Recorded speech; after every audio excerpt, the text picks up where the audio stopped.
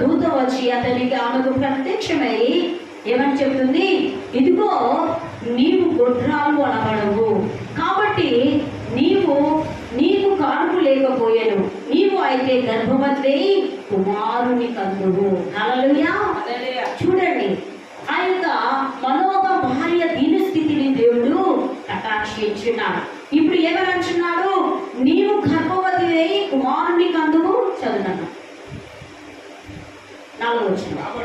కాబట్టి జాగ్రత్తగా ఉండి నీవు జాగ్రత్తగా ఉండి ద్రాక్షరసమునే కానీ మద్యమునే కానీ త్రాగకుండుము. ఇక్కడ హన్నాతో కూడా ఎలీహు ఆ విధంగానే మాట్లాడి ఉన్నాడు. ఇక్కడ దేవదూత కూడా మనోక భార్యతో కూడా అలాగే మాట్లాడి ఉన్నాడు. ఏమని, కాబట్టి మరి ఏంటిదట, ద్రాక్షరసమే కానీ మద్యమే కానీ త్రాగకుండుము, అపవిత్రమైన దేనిని కూడా తీసుకోకుండుము, నీవు గర్భవతి కుమారుని కందువు, అతని తల మీద మంగలి కత్తి వేయకూడదు, ఆ బిడ్డ గర్భమును పుట్టినది మొదలుకొని దేవునికి నాజీరు చేయబడిన వాడును ఫిలిష్తీయుల చేతిలో నుండి చూడండి రక్షింప మొదలు పెట్టునని ఆమెతో చెప్పగా, ఆ స్త్రీ తన పెనిమిటి యొద్దకు వచ్చి, దైవజనుడు ఒకడు నా యొద్దకు వచ్చెను, అతని రూపము దేవదూత రూపమును పోలినదై మిక్కిలి భీకరముగా ఉండెను, అతడు ఎక్కడి నుండి వచ్చెనో నేను ఎరగలేదు, నేను అడగలేదు, అతడు తన పేరు నాతో చెప్పలేదు, కానీ ఆలకించుము, నీవు గర్భవతి కుమారుని కందువు, కాబట్టి నీవు ద్రాక్షరసమునే గాని మద్యమునే గాని త్రాగకుండుము, అపవిత్రమైన దేనినైనను తినకుండుము, ఆ బిడ్డ గర్భమును మొదలుకొని పుట్టినది మొదలుకొని చనిపోవు వరకు దేవునికి నాజీరు చేయబడిన వాడే ఇండునని నాతో చెప్పినాను. అందుకు మనోహ, నా ప్రభువా, నీవు పంపిన దైవజనుడు మరలా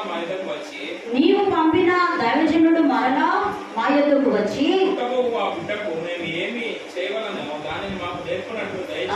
పుట్టబోవు ఆ బిడ్డకు మేము ఏమి చేయవలనో దానిని మాకు నేర్పించున్నట్లు దయచేయమని యెహోవాను వేడుకొనగా, దేవుడు మనోహ ప్రార్థనను ఆలకించెను గనుక దేవుని యొక్క దూత ఆమెను దర్శించి ఉన్నది. ఇక్కడ ఇదంతా ప్రాసెస్ చూసినట్లేదంటే ప్రియ సహోదరి సహోదరులారా, మనోహ యొక్క భార్య మరి దేవుడు ఆమెతో మాట్లాడి, దేవుని యొక్క దూత ఆమెతో మాట్లాడి, నీవు గుడ్రాలు అయి ఉన్నావు కాబట్టి నీకు మంచి కుమారుని నేను నీకు అనుగ్రహిస్తాను. ఆ కుమారుని పేరు మీరు చెప్పగలుగుతారా? Very good. ఏంటంటే ఆ కుమారుడు ఎవరండి? మనోహ యొక్క భార్యకి ఇచ్చిన కుమారుడు ఎవరండి? సంసోను గారు. సంసోను దేవుడు మరి ఆ యొక్క ఫిలిష్తీయుల నుండి ఇజ్రాయెల్ ప్రజలను రక్షించుటకే మరి సంసోను మనోహ యొక్క మరి ఏంటిదండి కుమారుణ్ణి దేవుడు అనుగ్రహించున్నాడు. ఇప్పుడు ఎవరి యొక్క దీన స్థితిని దేవుడు కటాక్షించి ఉన్నాడు?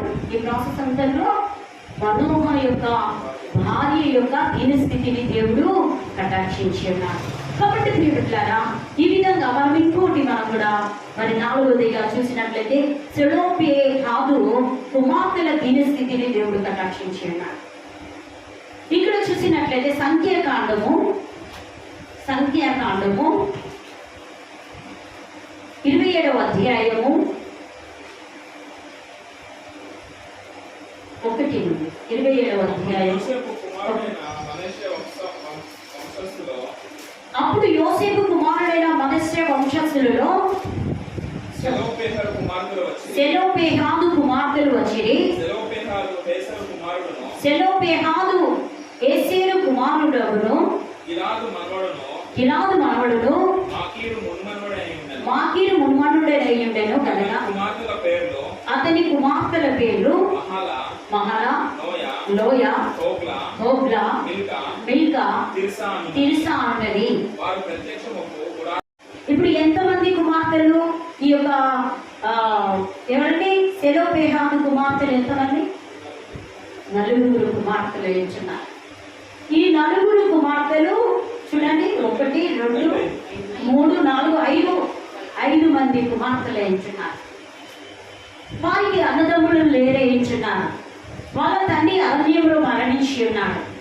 ఇప్పుడు ఆ ఆస్తి ఏంటిది అదనగా ఎవరైతే చూడండి, నిజంగా ఇది చదువుతూ ఉన్నప్పుడు నాకు అనిపించినది, ఇప్పుడు బైబిల్ వాక్యముల ద్వారానే ఇక్కడ ఏంటిదంటే జడ్జిమెంట్ ఇస్తూ ఉంటారు. కోర్టుకు వెళ్తే కూడా మరి తల్లిదండ్రుల తదనంతరము ఎవరికి అని అంటే కుమారులు లేకపోతే ఆడపిల్లలకు కూడా ఆస్తి వర్తిస్తుంది.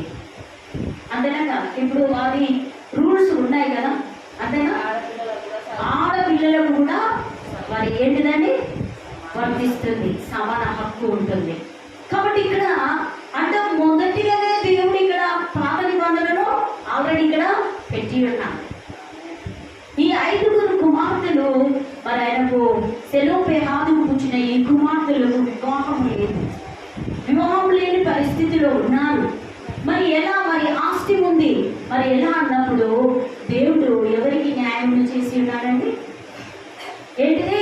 మోషే ద్వారా దేవుడు మరి ఎవరని మాట్లాడి ఉన్నాడు. మోషేతో దేవుడు మాట్లాడి ఉన్నాడు. ఏమని మాట్లాడి ఉన్నాడు? ఇక్కడ చూసినట్లయితే మా తండ్రి గారు చనిపోయి ఉన్నారు కాబట్టి అతడు కోరాహు సమూహంలో అనగా యెహోవాకు విరోధంగా కూడిన వారి సమూహంలో ఉండలేదు, కానీ తన పాపమును బట్టి మృతి పొంది ఉన్నాడు. ఎవరు మృతి పొంది ఉన్నాడు? కోరాహు వంశంలో కాదు, కానీ ఇక్కడ తన పాపములను బట్టే ఈ యొక్క సెలోపెహాదు చనిపోయి ఉన్నాడని ఇక్కడ క్లియర్గా ఉంది. అతడు కుమారుడు కలగలేదు, అతనికి మగ పిల్లలు లేరేంచున్నారు. అతనికి కుమారులు లేనంత మాత్రము చేత మా తండ్రి పేరు అతని వంశంలో నుండి మాసిపోలేలా. ఇప్పుడు పిల్లలు లేని వారి పరిస్థితి ఏమైతుందండి? ఏంటిది? అక్కడి వరకే ఎండ్ అయిపోతుంది. అంతేనా? ఎందుకంటే మరి కుటుంబంలో సంతానం లేనప్పుడు ఆ కుటుంబంలో ఏంటిదండి, పిల్లలు లేకపోతే అక్కడి వరకే మళ్ళీ వంశం అనేది కానీ అంతేనా కదా? కాబట్టి పిల్లలు ఉన్నారు అనుకోండి, ఆ వంశము ఉత్పత్తి అవుతూ ఉంటుంది, జనరేటర్ అవుతూ ఉంటుంది. కాబట్టి ఆయన ఇప్పుడు పిల్లలను సెలోపెహాదు పిల్లలు ఉన్నారా లేరా? ఆడపిల్లలు అయితే ఏంటండి, మగ పిల్లలు అయితే అంతేనా కదా? తనకు పుట్టిన పిల్లలు ఆడపిల్లలు ఉన్నారు. ఇప్పుడు ఈ ఆస్తి ఎవరికి చెందుతుంది? తన యొక్క కడుపులో పుట్టిన పిల్లలకే చెందుతుంది. అంతేనా కదా? హక్కు ఆ విధంగా మోషేతో దేవుడిని యెహోవా ఎడతెరిచి మాట్లాడతాడు, వారికి న్యాయం చేయండి. 5 పిల్లలు ఉన్నారు, యవనస్తులు ఉన్నారు. తన ఆస్తి సెలోపెహాదు ఆస్తి అంతయు ఈ ఆడపిల్లలకు మీరు వర్తిస్తుంది కాబట్టి మీరు ఏంటిదండి ఈ విధంగా చేయండి అని యెహోవా మరి దేవుడైన యెహోవా ఈ యొక్క మోషేతో మాట్లాడి చదువుతానా మాట్లాడి ఇక్కడ అంటున్నాడు. ఎన్నో 5వ వచనం చూడండి. ఇప్పుడు ఇక్కడి వరకు వచ్చినట్లయితే ఏమని అంటున్నాడు?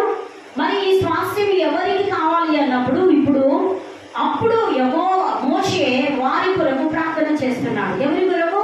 ఈ ఆడపిల్లల కొరకు ప్రార్థన చేస్తున్నాడు. ఆయన చనిపోయి ఉన్నాడు కదా, మరి వీరి కొరకు ప్రార్థన చేస్తున్నప్పుడు మోషే మరి యెహోవా సన్నిధానంలో ప్రార్థన మనవి చేయగా యెహోవా మోషేకి ఇలాగ సెలవిచ్చెను, సెలోపెహాదు కుమార్తెలు చెప్పినది కరెక్టే కదా? నిశ్చయముగా వారి తండ్రి సహోదరులతో పాటు భూస్థాపమును వారి ఆధీనము చేసి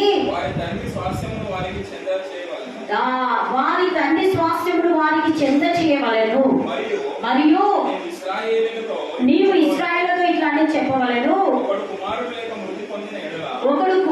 లేక మృతి పొందిన ఎడల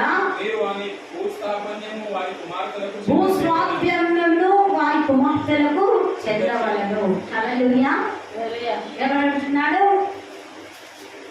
మగపిల్లలే హక్కుదారులు కాదండి, ఆడపిల్లలు కూడా హక్కుదారులే. కాబట్టి నీవు ఏం చేయాలి? వాళ్ళకు కూడా ఈ యొక్క హక్కు వారికి ఇవ్వండి. చాలా మంది అంటారు, అంతేనా కదా? మరి ఏంటంట ఇసాకనే వాళ్ళు అంటారు. కాబట్టి నాకు కూడా మరి ఆస్తిలో మా అన్న వాళ్ళు ఇప్పించారు. నిజమే, ఆడపిల్ల అని చూడలేదు.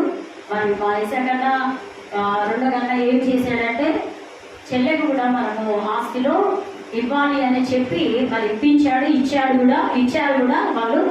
నిజమే ప్రేమిట్లారా, సమాన హక్కు మరి ఏంటిదండి? తల్లిదండ్రుల ఆస్తి సమాన హక్కు ఉంటుంది. వారికి మగ పిల్లలు లేనంత మాత్రాన మీరు ఎందుకు అనుకుంటున్నారు? మగ పిల్లలు ఉన్నా కూడా కొంతమంది ఏం చేస్తారండి, మరి తల్లిదండ్రుల ఆస్తి ఆడపిల్లలకు కూడా చెందుతుంది.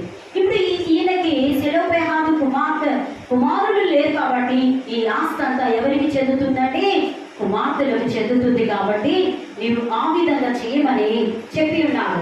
మరి ఇక్కడ మరియు నీవు ఇశ్రాయేలుతో ఇట్లు చెప్పవలెను, నీవు ఒకడు కుమారుడు లేక మృతి పొందిన ఎడల మీరు వారిని స్వాస్థ్యమును వారిని కుమార్తెలకు చెందవలెనని ఈ యొక్క సెలోపెహాదు కుమార్తెల కొరకు యెహోవా దేవుడు మరి మోషే ప్రార్థన చేసినప్పుడు మోషేతో ఇలాగ చెప్పి వారి ఆస్తి వారికి చెందవలసింది కాబట్టి వారికి ఇవ్వండి అని యెహోవా దేవుడు మోషేకి చెప్పినప్పుడు మోషే ఇశ్రాయేలు సమాజాలందరినీ కూడా కూడితోని చెప్పి వీరి ఆస్తి తండ్రి ఆస్తి తన ఆడపిల్లలకు ఇవ్వాలి అని అప్పుడు డిక్లేర్ చేసి వారికి ఇచ్చి ఉన్నారు. ఇప్పుడు సెలోపెహాదు కుమార్తెలు దీనస్థితిని దేవుడు కటాక్షించినారు. చప్పట్లు కొట్టి దేవుడిని కనపరుస్తారు. హల్లెలూయా. ఇక